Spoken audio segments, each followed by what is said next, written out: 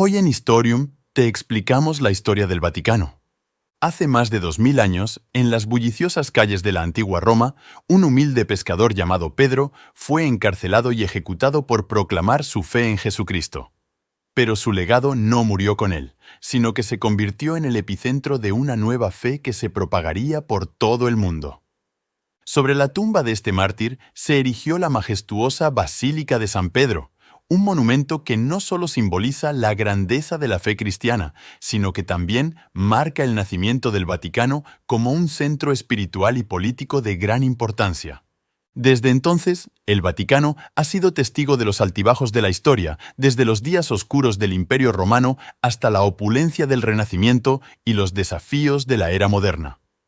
Pero a pesar de los cambios y las adversidades, este pequeño estado dentro de Roma ha mantenido su lugar como un faro de esperanza y fe en un mundo en constante cambio. Fundación del Vaticano. Imaginen una Roma antigua, donde los cristianos eran perseguidos por su fe en un imperio que adoraba a dioses paganos. En medio de esta persecución surge la figura de un hombre humilde pero valiente, Pedro, un pescador que se convirtió en uno de los seguidores más cercanos de Jesucristo. La tradición cuenta que Pedro fue martirizado en Roma, crucificado boca abajo por su fe. Su tumba se convirtió en un lugar de peregrinación para los primeros cristianos, y sobre ella se construyó la Basílica de San Pedro, el corazón espiritual del Vaticano. Pero el Vaticano no se limita solo a la figura de Pedro. Con el tiempo, se convirtió en un centro de reunión para la incipiente comunidad cristiana en Roma, que creció en número y fuerza a pesar de la persecución. La Iglesia primitiva y el Imperio Romano.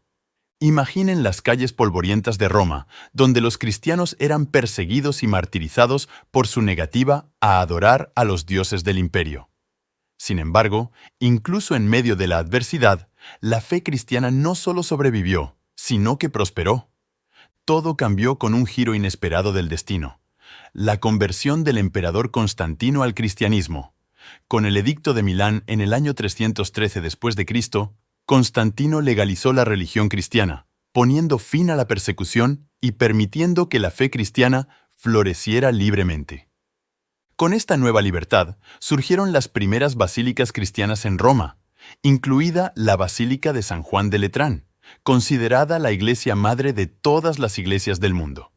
El Vaticano se convirtió en un centro de peregrinación para los cristianos de todo el mundo, que acudían en masa para venerar los restos de los mártires y fortalecer su fe en la comunidad cristiana. El papado y la Edad Media. Imaginen un mundo medieval, donde los papas no solo eran líderes espirituales, sino también figuras de gran influencia política y poder temporal. Durante la Edad Media, el Vaticano se convirtió en el centro de un vasto imperio eclesiástico que rivalizaba con los más poderosos reinos y principados de Europa. Desde la gloriosa coronación de Carlomagno como emperador por el Papa León III en el año 800, hasta los intrincados juegos de poder entre papas y emperadores, el Vaticano estaba en el centro de la escena política europea. Pero no todo era gloria y esplendor. El Vaticano también fue testigo de oscuros momentos, como el Gran Cisma de Occidente, donde dos papas rivales reclamaban el trono de San Pedro, dividiendo a la cristiandad en un conflicto amargo y prolongado. A pesar de los desafíos y las intrigas, el Vaticano continuó siendo un faro de esperanza y fe en tiempos turbulentos.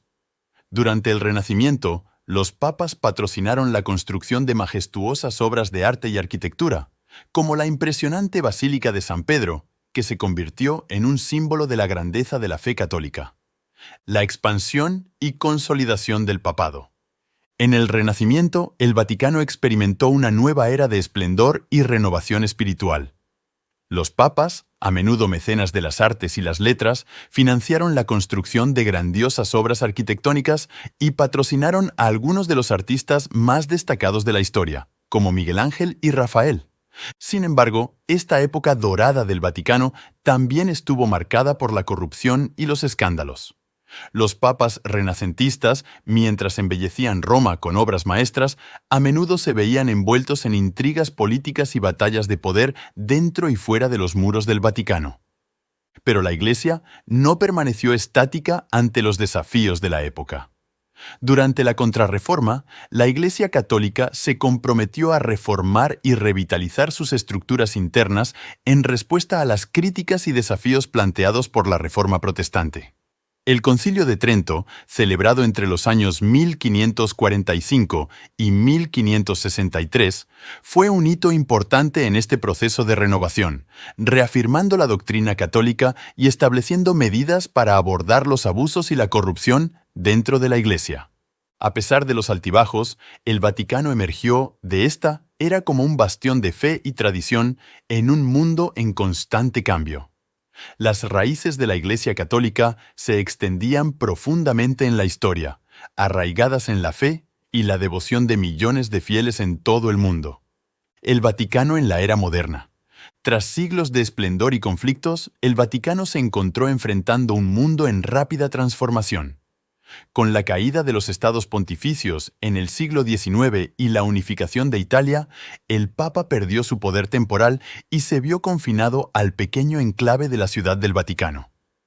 Pero la Iglesia Católica no se quedó de brazos cruzados ante los cambios. En 1929, el Papa Pío XI firmó el Tratado de Letrán con el gobierno italiano, estableciendo la independencia del Estado de la Ciudad del Vaticano y asegurando su posición como un actor internacional. A lo largo del siglo XX, la Iglesia Católica enfrentó una serie de desafíos, desde los cambios sociales y culturales hasta las guerras y los conflictos globales.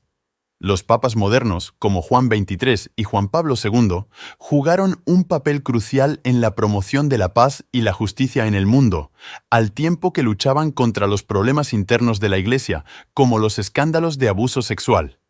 Hoy en día, el Vaticano sigue siendo un símbolo de la fe católica y la tradición, pero también enfrenta críticas y desafíos en un mundo cada vez más diverso y cambiante.